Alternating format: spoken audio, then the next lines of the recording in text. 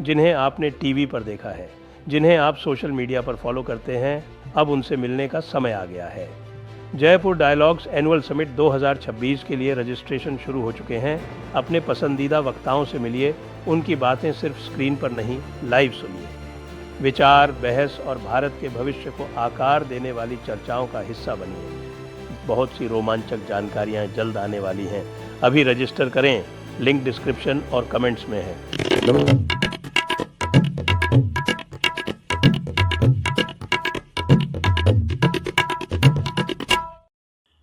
नमस्ते, आप सभी का स्वागत है आज के इस कार्यक्रम में। और जैसा कि आप देख सकते हैं, आज बाबा रामदास जी हमारे साथ में हैं। स्वागत कर रहा हूं बाबा रामदास जी का, और आप सभी से अनुरोध कर रहा हूं कि कृपया हमारे चैनल को सब्सक्राइब करें, वीडियो को लाइक भी अवश्य करें। जय हो, तो बाबा जय श्री जी, राम। आज के दो महत्वपूर्ण बिंदु हैं, और दो महत्वपूर्ण बिंदुओं में तो एक तो है वो कि पंजाब इलेक्शन में कुछ ऐसे बदलाव आए हैं पंजाब में, उसको देख के लग रहा है कि भाई मामला तो कुछ दूसरी तरफ ही जा रहा है। अब ये सुखबीर बादल की जो भेंट हुई है मोदी जी से, उसको कैसे देखते हैं आप?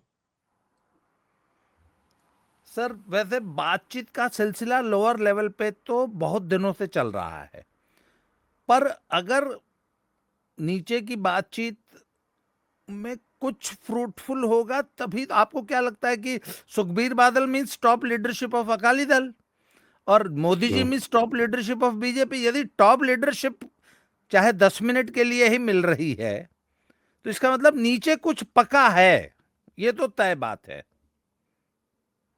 अच्छा लेकिन वो जो आपके केवल ढिल्लों साहब हैं, जी, उन्होंने तो इस मुलाकात के एक दिन बाद, पूरे एक दिन बाद ये वक्तव्य दिया कि भाई हम तो सारी सीटों पे ही चुनाव लड़ेंगे और हमारा कोई किसी प्रकार का गठबंधन नहीं होने जा रहा है। और वैसे भी सुखबीर बादल के पास अब वोट बचे कितने? सर एक बात बताऊं, आप तो अच्छी तरह मुझसे तो आप बहुत ज्यादा अनुभवी हैं। राजनेता मुंह से कुछ कहता है, अंदर उसके कुछ होता है। कुछ बयान सिर्फ बयानबाजी के लिए दिए जाते हैं। और सर जहां तक बात है ना, सुखबीर बादल के पास कितने वोट बचे हैं इसकी गिनती हम बाद में करेंगे। पहले तो सवाल ये उठता है कि बीजेपी के पास कितनी सीट लड़ने का मादा है, कितनी सीट लड़ने का संगठन है, या कितनी सीट पे उनके पास कैंडिडेट है। सर 117 सीट हैं। सच्चाई ये है कि 65 से 70 सीट ऐसी हैं जहां इनके पास कैंडिडेट ही नहीं है। मेरी जो अच्छा। मेरी जो लोकल सीट है ना, लोकल सीट, हाँ। उस पे वो कहते हैं किसी भाजपाई को खड़ा कर लो 2500 वोट नहीं मिलेगा। सुल्तानपुर लोधी, हाँ, अगर वहां गुरजीत राणा और गुरजीत राणा के लड़के को अपनी पार्टी में ले लेते हैं तो गुरजीत राणा का लड़का तो निर्दलीय जीता है पिछला विधानसभा चुनाव, निर्दल। तो सर बात यह ना कि भाजपा के पास सिर्फ सच पूछा जाए तो 40 सीटों पर ही मजबूत कैंडिडेट हैं जो लड़ सकते हैं और जीत भी सकते हैं आज की तारीख में। तो सर 40 से तो सरकार नहीं बनती है, 40 से तो चुनाव नहीं लड़ा जाता। तो सर बाकी 60-70 सीट तो किसी के साथ अलायंस करना ही पड़ेगा। ये कड़वी सच्चाई है, जानते इसको केवल ढिल्लो साहब भी है। सर भाजपा बड़ा दुर्भाग्यपूर्ण है। ये सवाल मैं जनता से पूछ रहा हूं, लोगों से पूछ रहा हूं कि भैया 1947 में जब देश आजाद हुआ तो हिंदुस्तान, पंजाब के सब हिंदू गांव में ही तो रहते थे। आखिर वो हिंदू सब कहां गए? आज पंजाब के गांव में एक भी हिंदू नहीं दिखाई देता, not even a single family. कहां गए वो हिंदू? सर वो शहरों में और कस्बों में पलायन कर गए हैं, पंजाब में ही हैं। तो इसलिए शहर और कस्बा तो हिंदू बहुल है, वहां बीजेपी लड़ लेगी। गांव में सर एक वोट नहीं मिलता। हालांकि इक्वेशंस चेंज हो रही हैं। दलितों के साथ जो काम कर रहे हैं मोदी जी, संघ ने बहुत जबरदस्त काम किया, अभी भी चल रहा है। Sir Ramdasia community, Ravidassia community, मजहबी, वाल्मीकि, ये सब भाजपा से जुड़ रहे हैं, गांव से भी वोट मिलेगा। पर इसके बावजूद सर 60 सीट तो अभी भी अवेलेबल हैं और उनको अलायंस करके ही लड़ना चाहिए। अब सर बात ये ना कि भाजपा का एक तबका नेताओं का प्लस भाजपा का जो हिंदू वोटर है, जो वैसे तो कांग्रेस का वोटर है, वो कहता है कि यार तुम अकालियों की गोद में बैठे रहते हो, हम तुमको क्या वोट दें। पंजाब का हिंदू इसीलिए तो कांग्रेस से जुड़ जाता है। उन्होंने कहा यार अकालियों से तो अच्छी ही है। हम्म। पंजाब में पंजाब की कांग्रेस अकालियों से तो बेहतर ही है। फिर एक जमाना था कि जब अगर किसी हिंदू का कोई काम लेके भाजपा वाले चले जाते थे या कोई चला जाता था ना, तो अकाली सरेआम बोलते थे, क्यों सिंगड़िया ने पुत जमने बंद करते, असी इन मोने खोने का काम करिए। मतलब क्या हिंदुओं का काम करना पड़ेगा अब, क्यों सरदारनियों ने लड़के जमने बंद कर दिए। सर ये तो उनकी सोच है, ये कड़वी सच्चाई है, हिंदू इस बात को जानता है। पर सर बात यह है कि अब अच्छा, अब आ जाते हैं जरा अकाली दल पे। सर मरा गिरा कुछ नहीं है, 14% वोट तो है ना। और जब से ये बेअदबी वाला मामला चला है, आम आदमी पार्टी के मुख्यमंत्री भगवंत मान पे उनको तनख्वाहिया कर दिया, वो भी अड़ गए, उन्होंने आंखें दिखाई बकायदा अकाल तख्त को। आम आदमी पार्टी का जो पूरा एटीट्यूड है वो तो है कि हम तो ठेंगे पे रखते हैं, आप बताइए ना। तो और तीसरी चीज सर, बड़ी इक्वेशंस चेंज हुई हैं, पर सर मरा गिरा अकाली दल भी 15% का है और मरी गिरी भाजपा भी 18-20% की है, 22% की आज की तारीख में। अगर थोड़ा सा भी दलित वोट मिल जाता है तो 22% पे भाजपा बैठी है आज, पर है वो कंसोलिडेटेड 40 सीटों पे ही, वो जो 22% है। तो सर बाकी सीटों पे अगर अकाली दल से कोई अलायंस, चाहे वो पर्दे के आगे चाहे पर्दे के पीछे, सर राजनीति में टेक्टिकल अलायंसेस भी होते हैं। अगर सिर्फ 20 सीटों पे अपना वोट अकालियों को ट्रांसफर कर दें तो सारी की सारी पंजाब की इक्वेशन बदल जाएगी। और एक बात बता दूं आपको, आज भी अगर अकाली और भाजपा मिल जाए तो सबसे बड़ा दल, सबसे बड़ी पार्टी, सबसे बड़ा कोalition बनेगा और इनका वोट शेयर बढ़ के चला जाएगा 34, 35, 36% पे, बाकी लोग सिमट जाएंगे 20% पे। ये एक कड़वी सच्चाई है। और वो अमृतपाल जी, प्रॉब्लम तो लीडरशिप की है ना, मुख्यमंत्री किसका बनेगा ऐसी दिशा में? बीजेपी। हाँ देखिए, पिछले 5 सालों में जो स्थिति बदली है ना, पहले 23 सीट बीजेपी को पकड़ा के एक जूनियर पार्टनर बना के 12th मैन, कि तुम आओ पानी वानी पिलाते रहो, 12th मैन बन के रहो जैसे क्रिकेट में होता है। सर आज की तारीख में भाजपा बड़ा भाई बन चुकी है। भाजपा कहती है 18% वोट हमारा है, 12% तुम्हारा है। अब होगा जो कि जो कितने जो जो जो स्थिति लोकसभा में थी जी, और आज की तारीख में वो उससे बेहतर हुई है, स्थिति खराब नहीं हुई है। क्योंकि सर जो दलित आउटरीच है ना सर, वहां पे एक बहुत बड़ी कम्युनिटी है, रविदासिया। मोदी जी का बहुत ही तगड़ा इक्वेशन बना है रविदासिया कम्युनिटी से। अभी तो उन्होंने रविदास एक्सप्रेस ट्रेन भी चला दी, ट्रेन चला दी सर। बल्ला जो उनका जो डेरा है सबसे बड़ा, उसके ठीक बगल में जलंधर कैंट रेलवे स्टेशन है, उसका क्या भव्य उद्घाटन हुआ, क्या शानदार स्टेशन बनाया। वहां से जो है सुविधा दी गई है बनारस तक जाने की, नंबर 1। नंबर 2, उनके जो सबसे बड़े धर्मगुरु हैं गुरु निरंजन दास जी, उनको उनसे पिछले 1 साल में 5 बार मिल चुके हैं मोदी जी, उनको पद्मश्री दिया है। और अभी जब पहले गए थे फरवरी में, रविदास जयंती जब बनाई गई थी, और भाजपा ने बहुत बड़े, संघ ने, नॉट मैं, भाजपा संघ ने बहुत बड़े लेवल पर रविदास जयंती बनाई है। और मैं आपको तो मालूम है संघ का काम करने का तरीका क्या है। उनके कार्यकर्ता छोटी छोटी मीटिंग्स करते हैं, हर घर में जाके 2-4 लोगों से मिलना बैठना, एक दिन में एक गांव में 10 से 20 घर कवर करना। सर ये सिलसिला पिछले 10 साल से लगातार चल रहा है कि रविदासिया, रामदासिया, वाल्मीकि एवं अन्य दलित कम्युनिटीज के घर बैठ रहा है संघ। जी। तो सर अगर तो रविदास तो, और रविदास कम्युनिटी तो पूरी हिंदू ही है? नहीं नहीं सर, दोनों मिक्स्ड है। रविदासिया गुरुद्वारे भी होते हैं, रविदासिया मंदिर भी होते हैं। अच्छा। और लगभग बराबर प्रेजेंस है।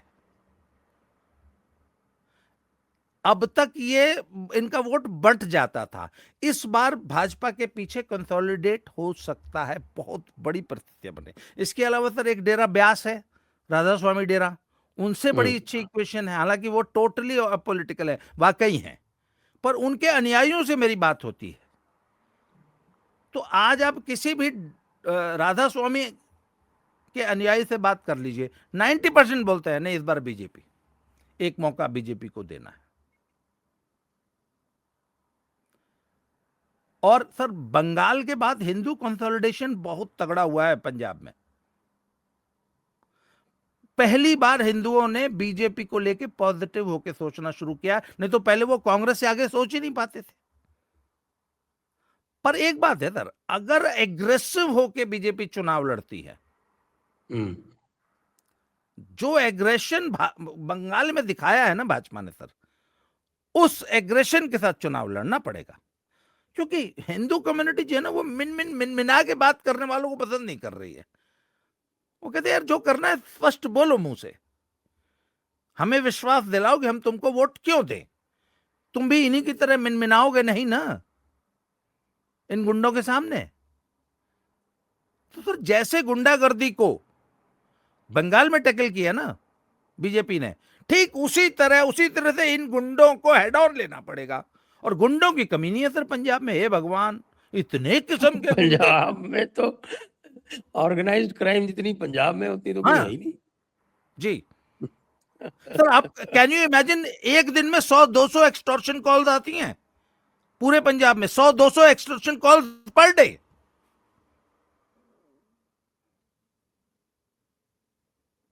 ये हालत हो गई है पंजाब की। अच्छा, उसके बाद से ड्रग्स का मैंने आप कल्पना नहीं कर सकते पंजाब में ड्रग्स की क्या हालत है। और बीजेपी जब ये बोलती है ना कि आप एक मौका, हम सबको दिया आपने, एक एक मौका हमको दीजिए, हम 3 साल में ड्रग्स की समस्या का स्थायी हल निकालेंगे।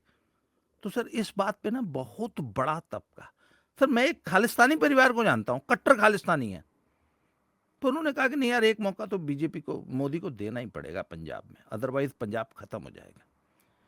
सर एक कट्टर खालिस्तानी अगर ये बात कहने लगे ना, वो भी अमृतपाल के इलाके में, तो इसका मतलब, अच्छा सर बात है ना, चुनाव जीतने के लिए सिर्फ 5% का जो शिफ्ट है ना, जब 5 कॉर्नर कॉन्टेस्ट होने जा रहा है, ये पक्की बात है, कुछ सीटों पे 6 कॉर्नर, ऐसे में सर 5% का शिफ्ट इधर से उधर हो जाए तो सीट बदल जाती है। तो सर ऐसे में अकालियों के साथ टैक्टिकल अलायंस कर लेना मैं तो समझदारी मानूंगा, बशर्ते कि सीएम बीजेपी का होगा, इस शर्त के साथ। अच्छा, इस शर्त के साथ अगर अलायंस हुआ और अगर बराबर की सीटों पर भी हुआ, मतलब 57 सीट पे दोनों पार्टियां लड़ी, तो भी बीजेपी का पलड़ा 117 है ना सीट, पंजाब 117 का है। हिंदू विल बाय दिस कोalition, तो Punjab Hindu will buy this कोalition, बशर्ते कि सीएम बीजेपी का बनेगा। तो ये है सर मेरा सुखबीर बादल से मोदी जी की मीटिंग का मेरा एनालिसिस ये है। हाँ, ये तो जरूरी है, क्योंकि अगर बीजेपी का सीएम नहीं बनता है तो हिंदू ही वोट नहीं देगा फिर तो सवाल ही पैदा नहीं होता। अकाली दल का सीएम यानी सुखबीर बादल तो इतना डिफेम हो चुका है कि सुखबीर बादल तो किसी भी तरह से, उसका नाम ही आप सीएम का लोगे तो तुरंत लोग जो है वो चिटक जाएंगे। जी, क्योंकि जो सुखबीर बादल अच्छा वाली जो सरकार जो चलाई थी, वो तो बहुत ही, जिसको हम कह सकते हैं कि एकदम से थर्ड रेट। सर एक और तुरुप का पत्ता है बीजेपी के पास। हम्म सर बीजेपी ने जो गेम हरियाणा में किया ना, Jat dominating community versus 35 Jat, sir same यही इक्वेशन पंजाब में बन रही है। जट डोमिनेंस से पूरे पंजाब के सभी वर्ग दुखी हैं, और जो वहां के जट्टों में ये गुमान है ना कि हमारे अलावा तो कोई सत्ता पे बैठ ही नहीं सकता, हमारे अलावा तो कोई सीएम बन ही नहीं सकता, सर इस को तोड़ने की जरूरत है, और इसको सिर्फ बीजेपी तोड़ सकती है। बीजेपी जाटों का वोट भी लेगी और बीजेपी गैर जट सीएम भी देगी। और अगर मुझे बिल्कुल ताज्जुब नहीं होगा कि अगर अगला पंजाब का सीएम कोई दलित बन जाए और रविदासिया कम्युनिटी से बन जाए, I won't be surprised. Ravidas community में कौन है पोटेंशियल लीडर्स? सर बहुत लीडर्स हैं, बीएसपी में बहुत से लीडर्स हैं जो कि बीजेपी में आने के लिए एकदम ललायत। मैं कुछ नाम, हालांकि उनसे बिहाइंड द कर्टेन बातचीत चल रही है, मैं अच्छी तरह जानता हूं। आई गॉट मेरे पास बड़ा अच्छा नेटवर्क है दलित लीडर्स का, जिनसे मेरी रेगुलर बात होती है। मैं जानबूझ के नाम नहीं ले रहा हूं सर। दलितों में तो ऐसे ऐसे शानदार और बड़े जुझारू लीडर्स हैं, बीजेपी में हैं। कांशीराम तो पंजाब के ही थे। बिल्कुल। और एक बात बताऊं सर, दलित लीडरशिप पंजाब की बहुत जुझारू है।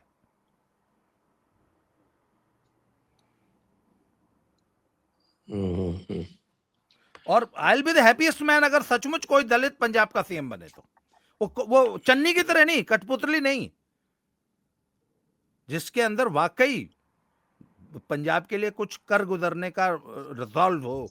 ऐसी लीडरशिप चाहिए पंजाब को। लेकिन अभी ये जो आम आदमी पार्टी की क्या स्थिति है? आम आदमी पार्टी अभी जो हुआ आपका, ये जो अमृतसर में जो किस्सा हुआ जिसमें वो आपके जो जीएस भुल्लर जो वहाँ के कमिश्नर पुलिस थे, उन्होंने 2 आईएसआई मॉड्यूल्स को पकड़ा और तुरंत उनका स्थानांतरण कर दिया गया। इसके पीछे क्या है? आम आदमी पार्टी क्या सोचती है? क्या वो फिर से आईएसआई से और खालिस्तानियों से फंडिंग लेके चुनाव लड़ना चाहती है या उनके वोट लेना चाहती है थोक में? सर बिल्कुल, देखिए मैं एक बात बताऊं आपको, मैंने from day one I have watched आम आदमी पार्टी इन पंजाब। इस आम आदमी पार्टी का कोई नाम लेवा नहीं था पंजाब में, और विद इन 3 मंथ्स पूरे पंजाब में झाड़ू झाड़ू झाड़ू झाड़ू होने लग गई थी।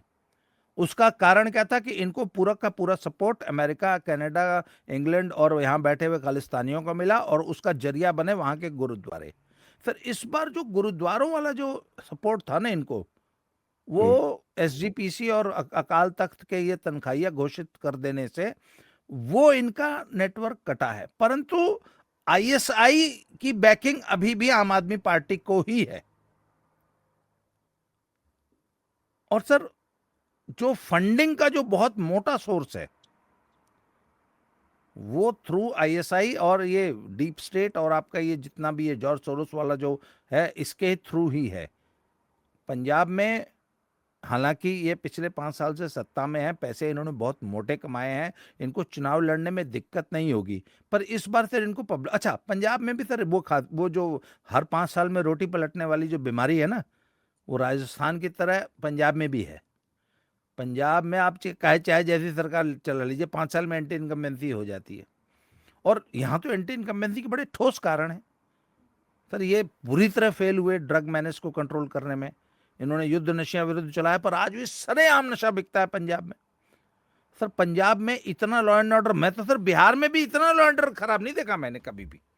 लालू के जंगल राज में भी सर ये इतनी स्थिति खराब नहीं थी जितनी पंजाब में। तो सर जनता देख तो रही है सब कुछ। तो सर पंजाब में एंटी इनकम्बेंसी से जूझ रही है आम आदमी पार्टी। सिख कम्युनिटी नाराज है।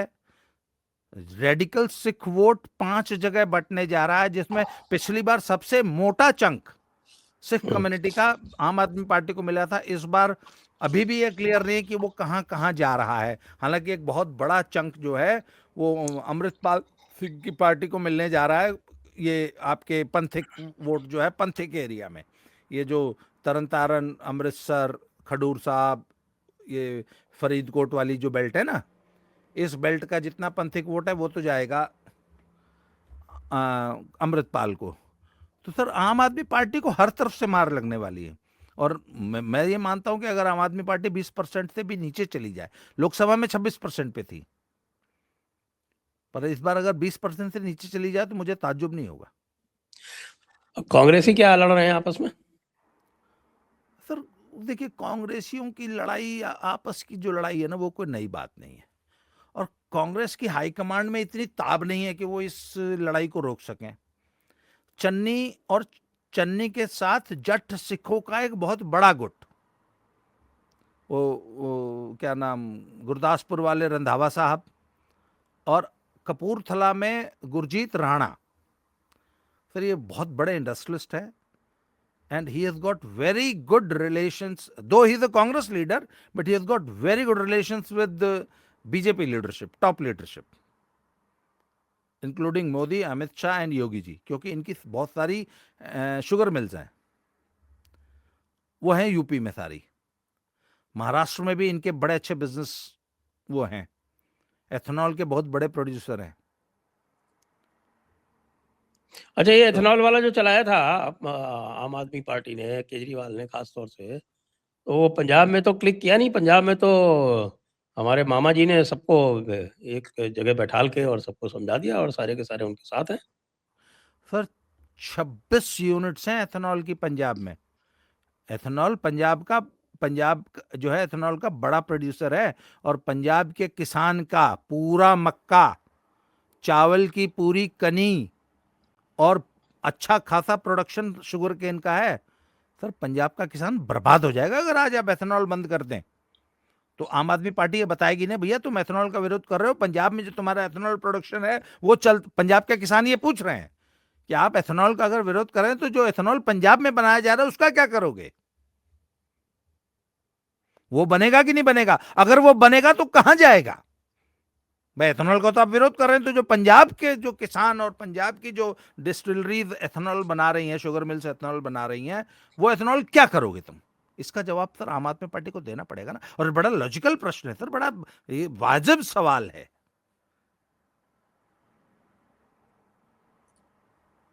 तो फिर ये एथेनॉल क्यों तो कर सर, रहा है, ये एथेनॉल की पॉलिटिक्स क्यों कर रहा है? क्योंकि इसका ना तो कोई, जो अगले चुनाव आ रहे हैं उसमें पंजाब छोड़ के उसका और तो कहीं कोई स्टेक है भी नहीं। तो ये किस लिए ये एथेनॉल की पॉलिटिक्स कर रहा है? इसके पीछे क्या लॉजिक है?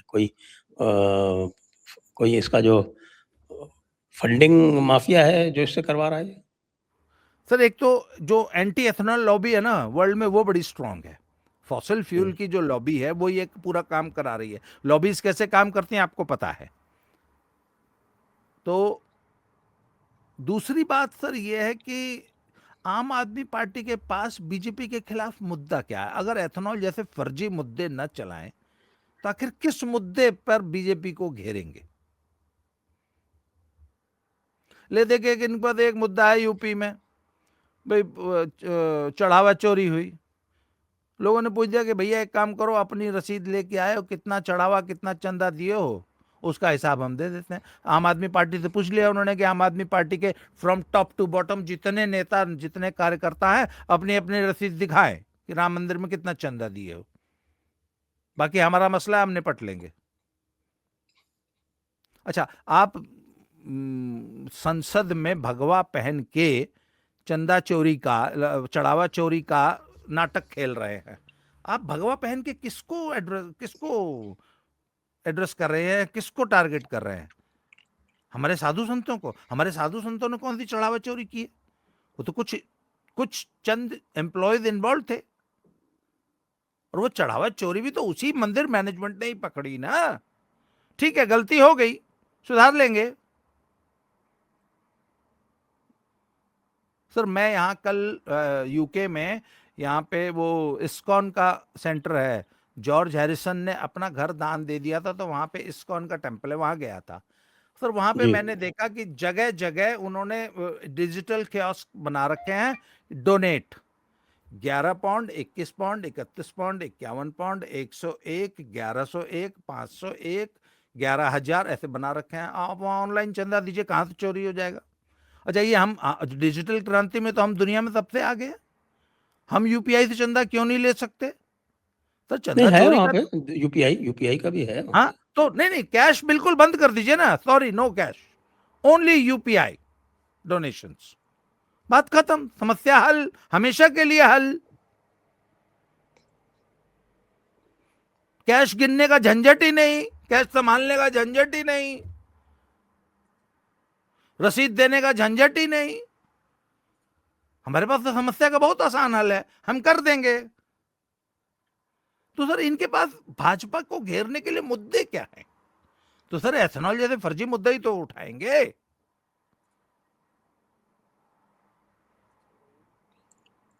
अच्छा, ये चूंकि बीच में आपसे बातचीत नहीं हुई, तो ये थोड़ा उत्तर प्रदेश के जो स्थिति है इलेक्शन की, क्योंकि अब सबसे नजदीक वही इलेक्शन है, उसकी भी बात कर लें। तो ये राम मंदिर का जो मुद्दा है, इसका क्या वहां पर इम्पैक्ट है? सर वोटर में और जनता में तो कोई इम्पैक्ट है नहीं। जी। ये साधु एक संतों में? बिल्कुल नहीं। सर देखिए, मैं एक बात बताऊं सर, इतना बड़ा प्रोजेक्ट, इतना बड़ा प्रकल्प, राम मंदिर जैसा प्रकल्प, और जबकि आप अयोध्या जी को वेटिकन सिटी जैसी एक सिटी के रूप में डेवलप करने का इतना वृहद प्रोजेक्ट, विशाल काय प्रोजेक्ट लेके चलेंगे, तो सर कुछ लोगों को तो तकलीफ होगी, कुछ लोग तो जो साइड लाइन होंगे उनकी तो ग्रीवेंसेस रहेंगी, रहनी स्वाभाविक भी है। अगर सबको तो संतुष्ट किया नहीं जा सकता नई व्यवस्था में। और केंद्र मोदी जी, बीजेपी और संघ की टॉप लीडरशिप अगर अयोध्या जी को वेटिकन की तरह विश्व का एक हिंदुत्व का केंद्र बनाने का संकल्प लेके चल रही है, तो सर इसमें छोटी मोटी समस्याएं तो आती रहेंगी सर। पर जिस दिन अयोध्या जी पूरी तरह अपने विराट स्वरूप में दुनिया के सामने आएंगी तो दुनिया देखती रह जाएगी सर। समय लगेगा, आने दीजिए। तो सर जो थोड़े बहुत दो चार ग्रीवेंसेस हैं वो तो रहते हैं। अब वो अभी मुक्तेश्वरानंद जी तो सरेआम, मान लीजिए समाजवादी पार्टी के लिए बैटिंग कर रहे हैं, वो ये भूल जाते कि उनको इसी बनारस में घसीट घसीट के सर मारा था, तब उनको जो है साधु संतों की इज्जत। समाजवादी पार्टी। हाँ, आज वो उनके सबसे बड़े, उनके लिए वोट मांग रहे हैं बकायदा। तो सर ऐसे लोग तो रहेंगे। आम जनता की बात कीजिए ना सर, आम जनता। और सर एक चीज आपको उनका तो बता दूं, नाम ही सपाचार्य बना कर दिया गया है। हाँ हाँ, सर एक बात बता दूं आपको, कुल सारी बात के बाद यूपी में कास्ट इक्वेशन सबसे ऊपर रहेगा। और योगी जी की जो ये ओबीसी को साथ लेके, ओबीसी और दलितों का जो आउटरीच है योगी जी का पर्सनली, और जो सर योगी जी का पर्सनल ऑरा है ना, जिस कम्युनिटी को बुला के बैठा के बात कर लेंगे।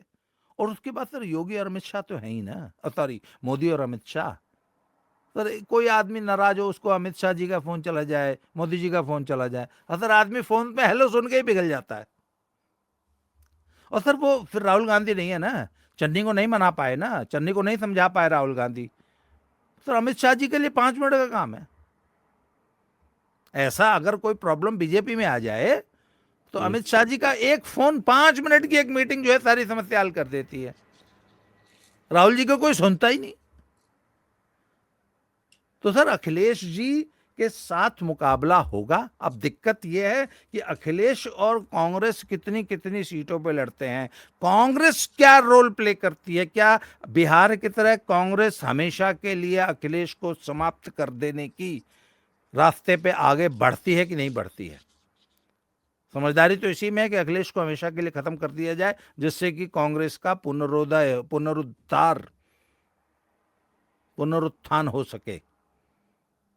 अब देखते हैं कितनी सीटों में कांग्रेस चुनाव लड़ती है, मेन इक्वेशन वो है सर। अब तो बात वही चल रही है कि जितनी पिछली बार जब इनका समझौता हुआ था तब 114 सीट पे लड़ी थी, और उसमें मिक्सचर था, 105 डायरेक्ट लड़ी थी, कुछ फ्रेंडली लड़ी थी, इस तरह से करके। पर 105 पे तो बिल्कुल खुले में अलग से लड़ी थी। तो अब वही इक्वेशन जो है वो रिपीट होने जा रही है, ऐसा ही हमारे जो सूत्र हैं वो बता रहे हैं। मुझे नहीं लगता सर, कम से कम 10-20 एक सीट तो कांग्रेस उससे अतिरिक्त मांगेगी, क्योंकि सर 2017 की तुलना में, सॉरी 2019 में, नहीं 22 में, 2022 में तो गठबंधन था ही नहीं ना। नहीं, पर 22 की तुलना में कांग्रेस की स्थिति पहले से बेहतर हुई है ना। 2022 की कांग्रेस, यूपी की कांग्रेस, और 2027 की यूपी की कांग्रेस में थोड़ी सी बेहतरी है, चाहे वो फर्जी ही सही, चाहे वो लोकसभा की 7 सीटों वाला ही सही, कुछ भी सही। तो सर थोड़ा सा उत्साह तो ज्यादा है। और मुझे ऐसा लगता है सर कि कांग्रेस ये चुनाव खुद जीतने की बजाय अखिलेश को हराने में ज्यादा इंटरेस्टेड रहेगी, अंदर से, पर्दे के पीछे से। देखिए, अगर वो 100 सवा 100 सीट ले लेते हैं तो वैसे ही हार का जो कथानक है वो लिख दिया जाएगा। नहीं तो इससे कम में तो समझौते का सवाल ही पैदा नहीं होता।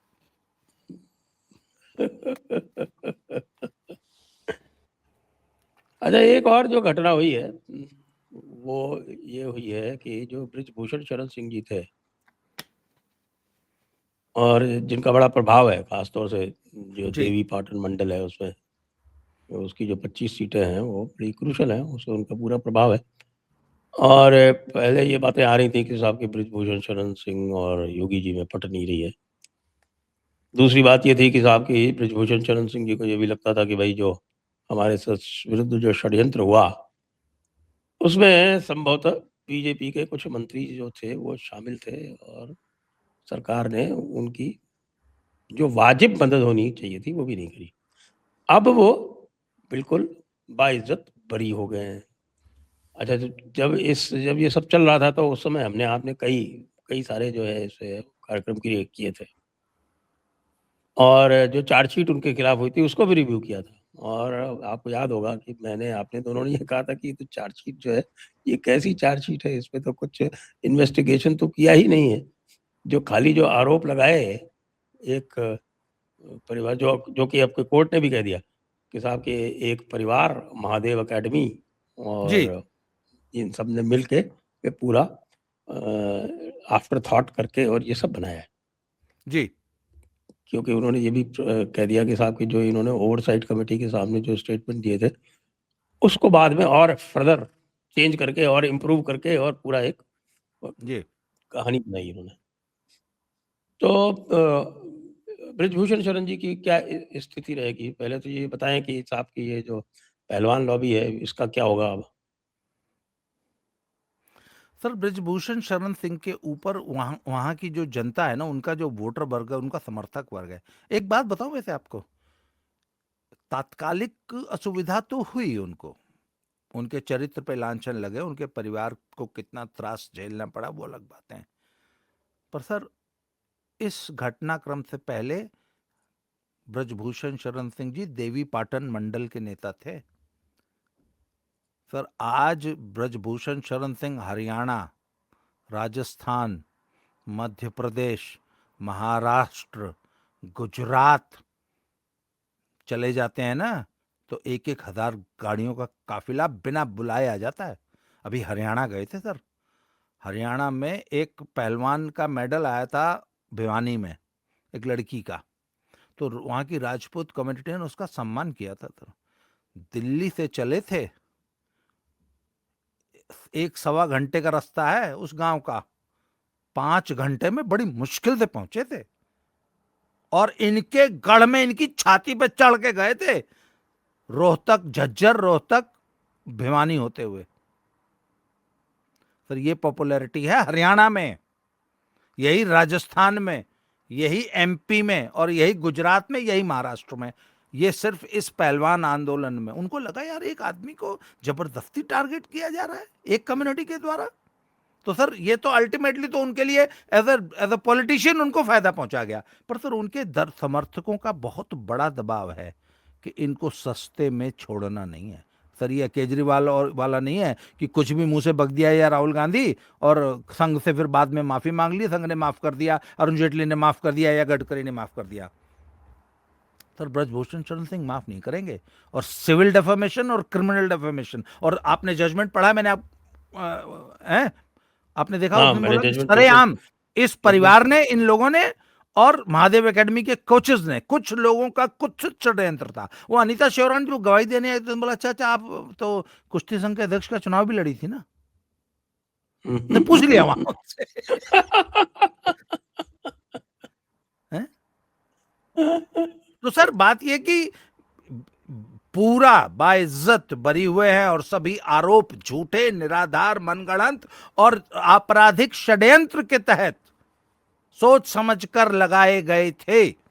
जिसके पीछे कोई सब्सटेंस ही नहीं था, इतना क्लियर जजमेंट आ गया। अब ये नामात्र की एक अपील करेंगे सर, अपील में कुछ होना नहीं, आपको पता, आपने पूरा जजमेंट पढ़ लिया है। तो सर बात यह कि वो तो अच्छा, जो उनकी जो वही थी कि साहब की जब पहले पता चला, पहले ओवरसाइट कमेटी में गए, ओवरसाइट कमेटी में चार्जेस लगाए कि साहब मंगोलिया, टर्की, और देखा कि साहब के वो जब वो आ गया कि साहब वो थे ही नहीं वहाँ तो नहीं नहीं, टर्की को चेंज करके मंगोलिया कर दिया। इनकी सर, मैं 2 मिनट में आपको बताऊं तो इनकी समस्या क्या थी। पहले तो ये they were not prepared to for these charges. अचानक इनके मुंह से निकल गया तो इनको यौन उत्पीड़न, यौन शोषण के चार्जेस लगाने पड़े। अब इनके सामने चैलेंज कि विक्टिम कहां से लाएं, तो खुद विक्टिम बनना पड़ा। अब बोले भाई, अब आपके साथ अगर कोई घटना हुई तो आप बताएंगे ना कि इतनी तारीख को इतने बजे यहां हुई। तो सर अब वो तारीख कहां से लाएं? तो इन्होंने बोला सिर्फ 2015 में तुर्की में मेरे साथ घटना की। तो चोट बोला आयु श्योर? बोला हाँ जी श्योर। बोला जी पर तुर्की में तो ब्रजभूषण सिंह गए ही नहीं थे। फिर वो अचकचा गई, फिर बोला जी ना, हो सकता है 16 में मंगोलिया में हुई हो, पर मेरे याद कौन है। बोला जी हम याद दिला देते हैं, ये घटना 16 की है। तो 16 में ये घटना कहां हुई थी? तो बोले जी भरे स्टेडियम में हुई थी। भरे स्टेडियम में। गवाह किसको बनाया? उसी अनीता शौरान की और इसकी सगी बहन को, वो चचेरी बहन। तो जज ने पूछ लिया, भाई तुम दोनों डीएसपी हो, तुम्हारे आगे एक आदमी तुम्हारी बहन को मॉलेस्ट कर रहा था सरेआम भरे स्टेडियम में, तुमने क्या किया? तुम दोनों डीएसपी हो ना, तुम्हारे सामने तुम बोल रही हो ना, तो तुम्हारे सामने मॉलेस्ट किया, तुमने क्या किया? बोले जी हमने कुछ नहीं किया। चलो बोलो वहां कुछ नहीं किया, घर आके क्या किया? कोई मेल, कोई चिट्ठी, कोई कुछ? बोला कुछ नहीं। तो बोला हम कैसे मान ले कि आरोप सच्चे? उसी तरह बोले जी 15 तारीख को मेरे साथ WFI ऑफिस में किया, ये विनेश फोगाट के आरोप है। तो डिफेंस काउंसिल ने कहा जी 15 तारीख को तो संडे था। उसने पहले पूछा, अच्छा नहीं, चेंज उसने कर दिया पूछा ना उसको फिर। संडे को WFI ऑफिस बंद रहता है या खुला रहता है? बोले जी बंद रहता है। तो आप WFI गए तो काम से गए थे? बोला हाँ ऑफिशियल काम से गए थे ना, इसका मतलब संडे तो नहीं रहा होगा। बोला नहीं जी। बोला पर 15 तो संडे था। बोला जी हो सकता है फिर 16 हो।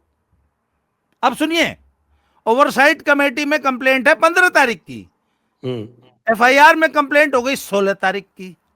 तो दिल्ली पुलिस ने अपनी जांच में बताया कि साहब 16 तारीख को तो ब्रजभूषण सिंह लखनऊ में थे।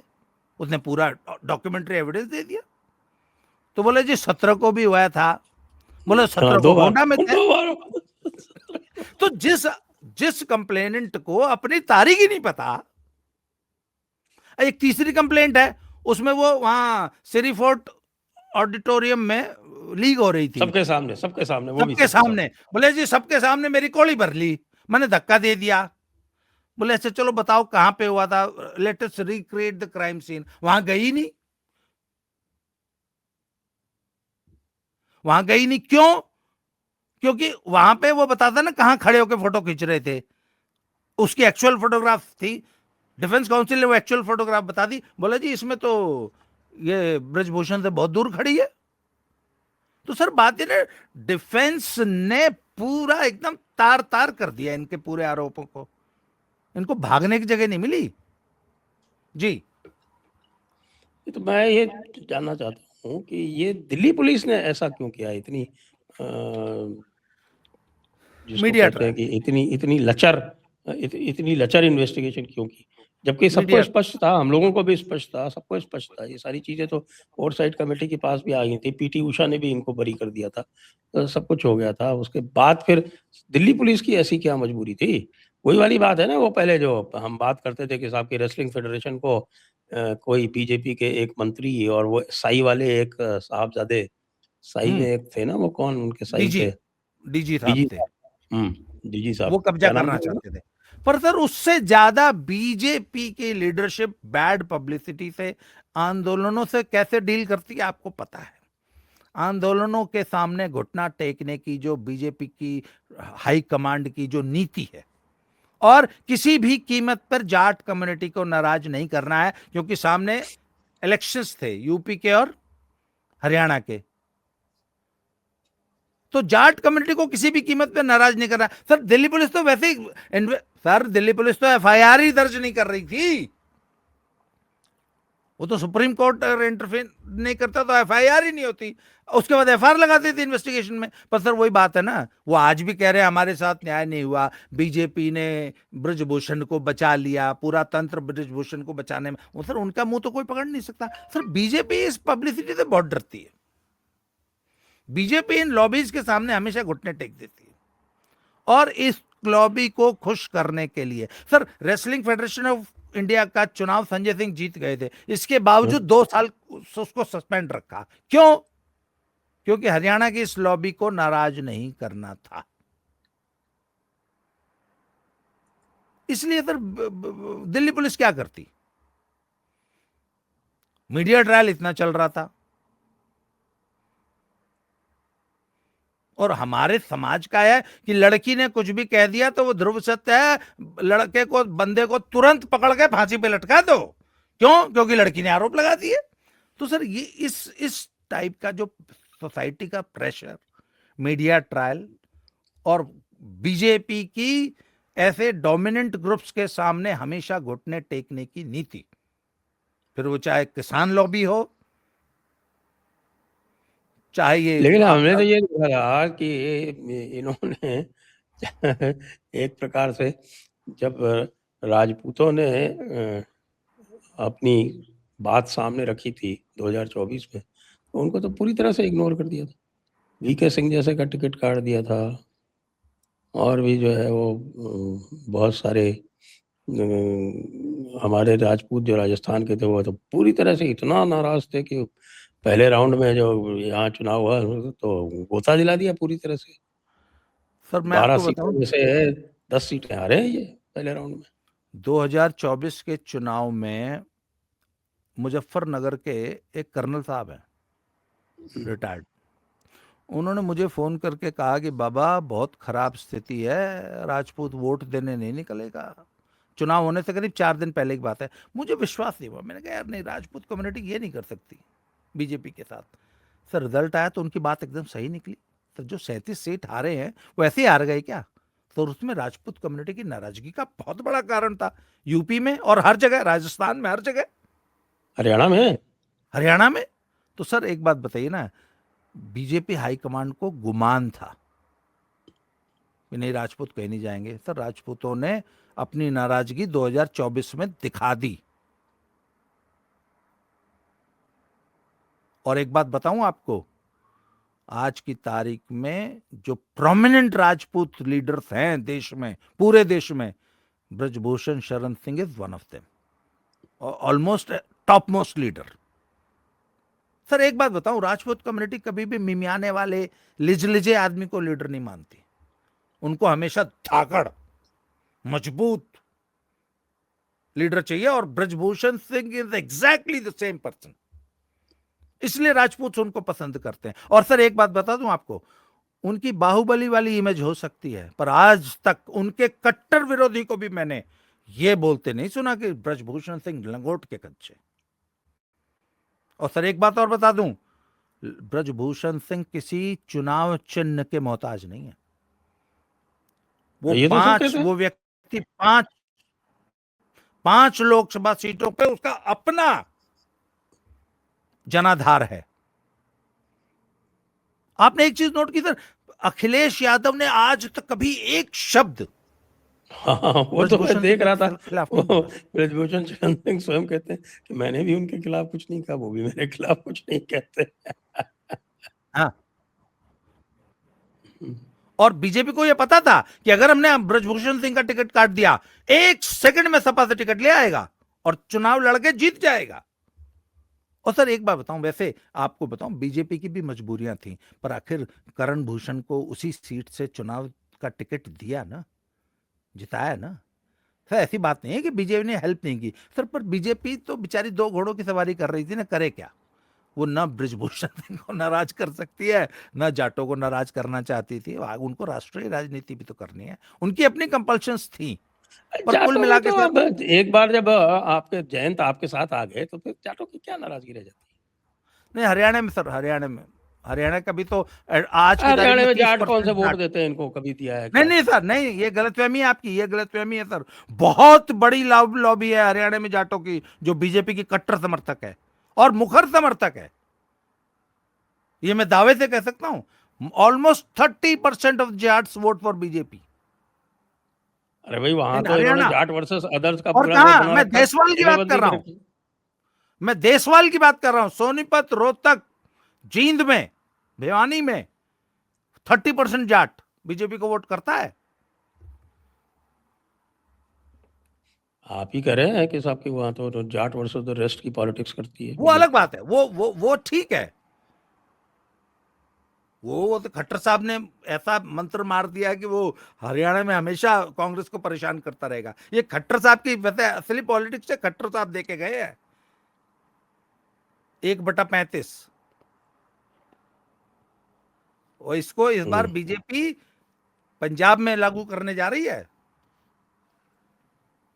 पंजाब में तो वैसे नायब सिंह सैनी का भी बड़ा प्रभाव है, लोग हाँ, नायब सिंह वो मैंने सैनी से आपको बहुत। पिछले वीडियो में अगर आप याद करें, मैंने बताया था ना कि हम्म, सैनी कम्युनिटी कम से कम 5 जिलों में बड़ा अच्छा प्रेजेंस है। टोटल अगर वोटर्स देख लिए जाएंगे तो सैनियों के कम से कम 20 लाख से ज्यादा वोट हैं। और सैनी लीडरशिप का बड़ा अच्छा कनेक्ट है नायब सिंह सैनी के साथ। और सिर्फ पंजाब में नहीं सर, हरियाणा में नहीं, यूपी में, राजस्थान में, मतलब सैनियों का एक बड़ा लीडर बन के उभरे हैं नायब सिंह। तो पंजाब में भी उसका असर आएगा। जी। जी तो आपका ये मानना है कि ब्रजभूषण शरण सिंह कहीं नहीं जाएंगे नहीं अब? सर, उसका कारण है, देखिए, उनका जो वोटर वर्ग है ना, वो मूलतः भाजपा समर्थक है। वो ब्रजभूषण समर्थक है, हम्म, पर मूलतः भाजपा समर्थक है। वो मजबूरी में ब्रजभूषण सिंह के पीछे चला तो जाएगा, पर उसकी जो मूल प्रवृत्ति है ना, वो राष्ट्रवादी है और भाजपा समर्थक की है।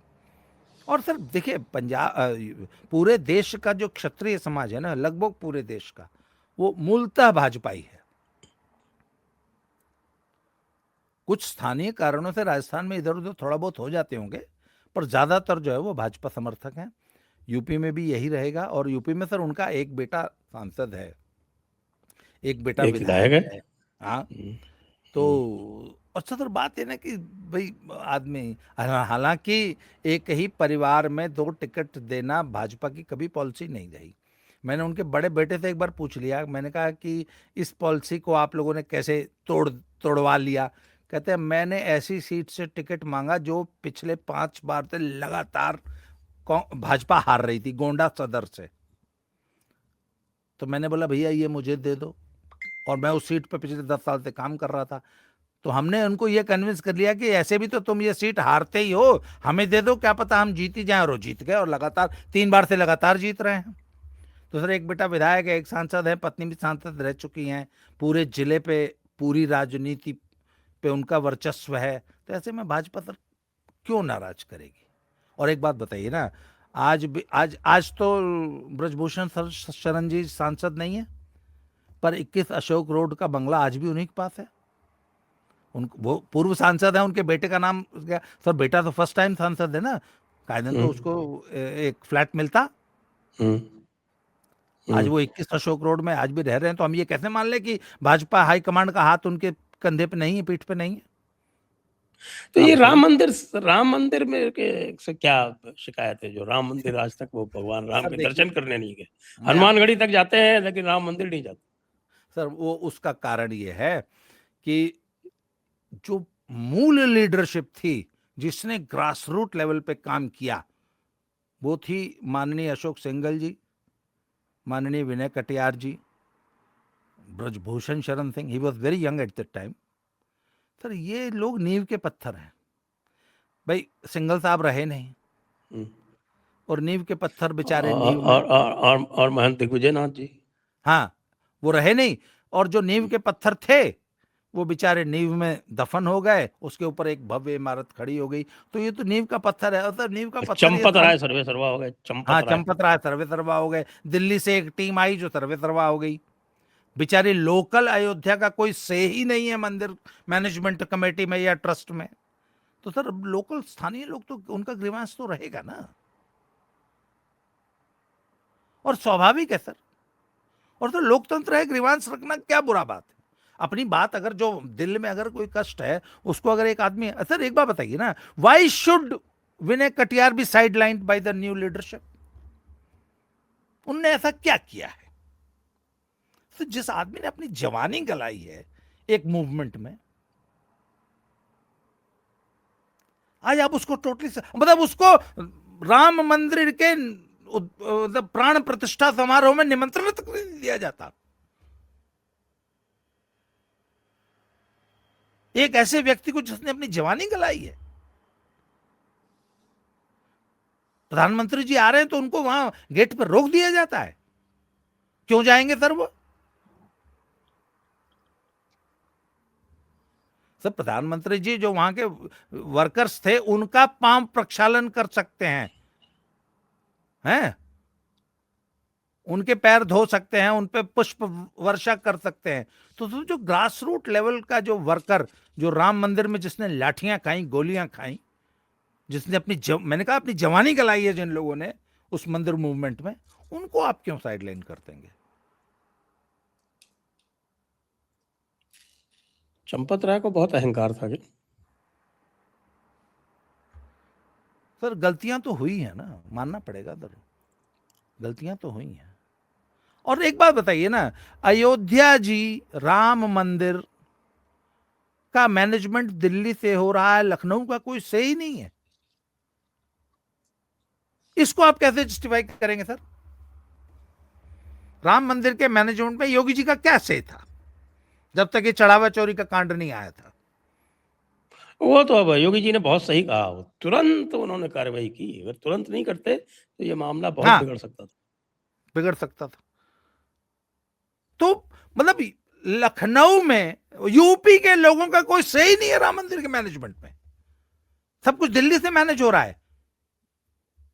तो लखनऊ वाले, अयोध्या वाले, यूपी वाले क्यों डिसग्रंटल्ड नहीं होंगे?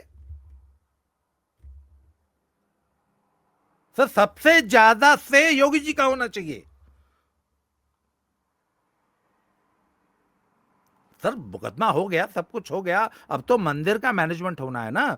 एक बात बताइए ना, आपकी इतनी बृहद कल्पना है कि कल को अयोध्या जी जो है वो वेटिकन सिटी की तरह उसकी मान्यता होगी, तो योगी जी के या मुख्यमंत्री उत्तर प्रदेश किसी भी पार्टी का हो, कल को अगर अखिलेश जी आ जाए मान लीजिए दोबारा, तो उनकी सदिच्छा, उनके सहयोग, उनके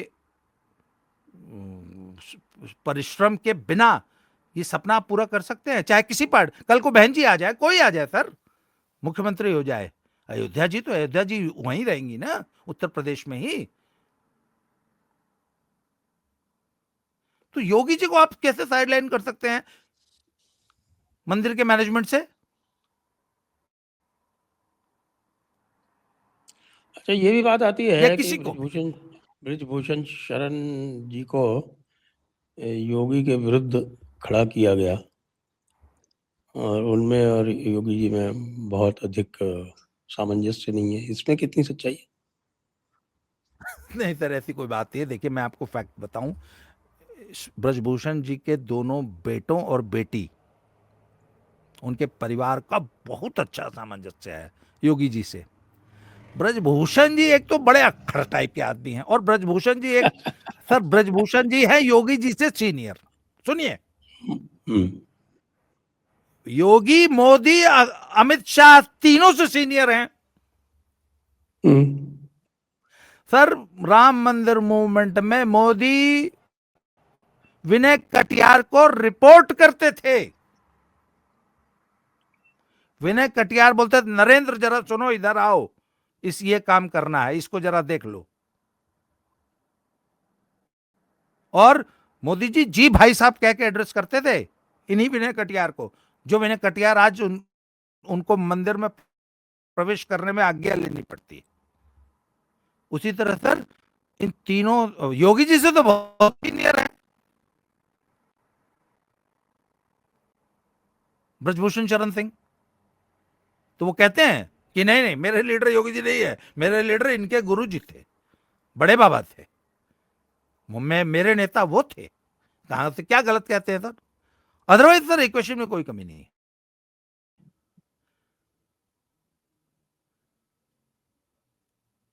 जी, तो आइए आज की ये सब चर्चा को अब यहीं मनगढ़ंत बात विराम है देते हैं। सर। जिस आदमी की इक्वेशन अखिलेश से इतनी अच्छी, जिस आदमी की इक्वेशन अखिलेश से इतनी अच्छी है, वो कितनी गलत है?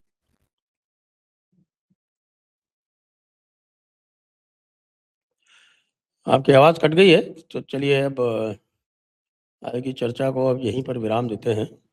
सभी जी दर्शकों को बहुत-बहुत धन्यवाद, बाबा रामदास जी को भी बहुत-बहुत धन्यवाद। जय हिंद, जय भारत, वंदे मातरम। जय श्री राम। जय श्री राम।